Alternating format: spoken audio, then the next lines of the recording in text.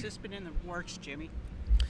Really hasn't been too long. I think when Cliff came back at Sonoma, there was a nice uptick in the team and just something there that over the last 3 or 4 weeks when Cliff's been on the road with us, it as an entire group we felt like we needed to pursue. It certainly is not a fun position to be in, and I do feel bad to put Kevin in that position mid-season. But as a group, there was just enough energy and enough of a spark that Cliff brought that we all looked at each other and said, hey, it's something we need to pursue. So, we did that on Monday. We're at a track that is not our normal kind of track, so I don't think you can draw a lot of conclusions through this weekend. But I think as we get back on some ovals, we feel like that Cliff will make a difference coming on the road mid-season, as difficult as it is. You said maybe next year somebody else comes in. I mean, are you looking at the future, or are you looking, where is your mindset as far as looking at your career and what the rest of it looks like? I'm here through next season, and that's when my contract will run out, and I've got to make a decision at that point if I want to continue on.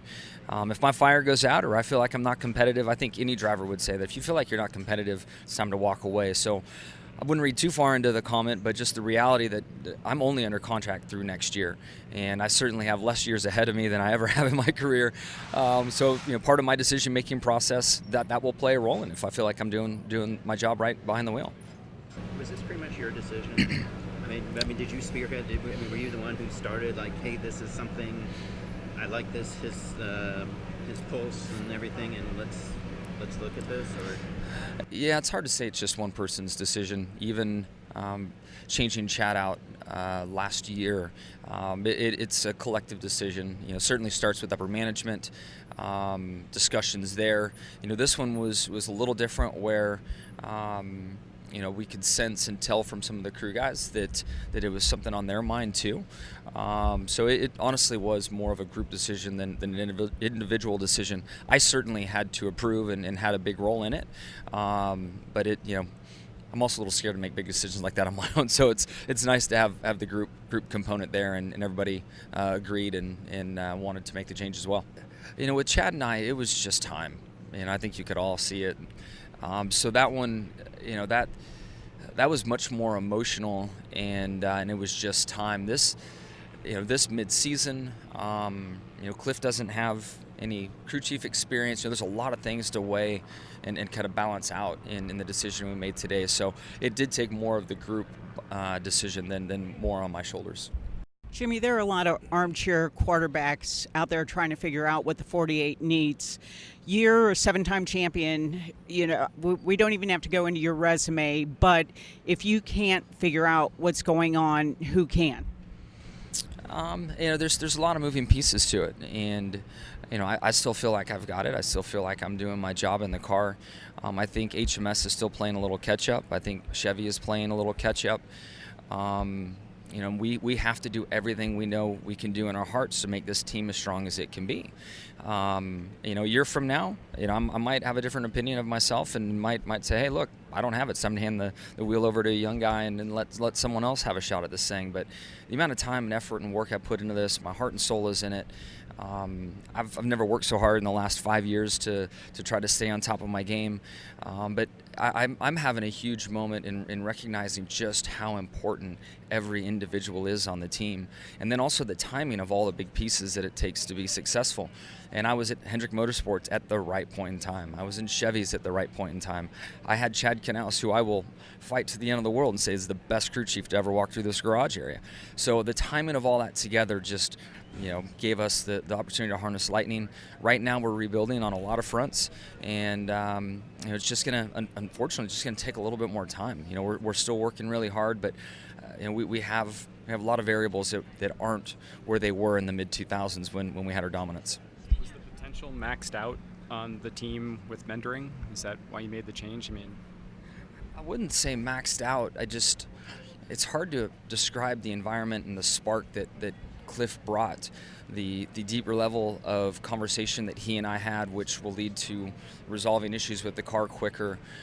I think that spark and that whatever that is carried over to the crew guys and making adjustments and urgency to get things done and just moving the ball further down the field in a shorter period of time. I mean, Cliff, as soon as he came back in Sonoma, we just got more done faster. So at some point, we looked at ourselves and said, hey, now what if you moved over a seat in the lounge and was in control of it all? Can we get down this road faster yet? Was Kevin Mendering in on the decisions? No, he wasn't. And of course, surprised and caught off guard, and who I am as an individual, I hate those moments. I really do, and I honestly and truly do feel for him.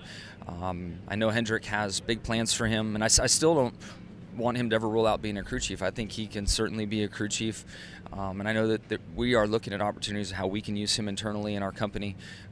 We've got a lot of development going on, and he is such a sharp dude. I hope he stays with us, and I know that Rick's going to do everything he can to make sure that Kevin's taken care of very well.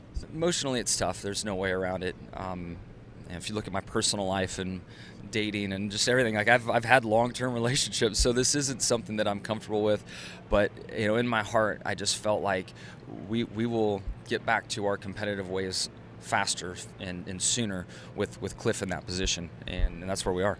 Looking ahead, there's 5 races to go before the playoffs. You've never been in this position before.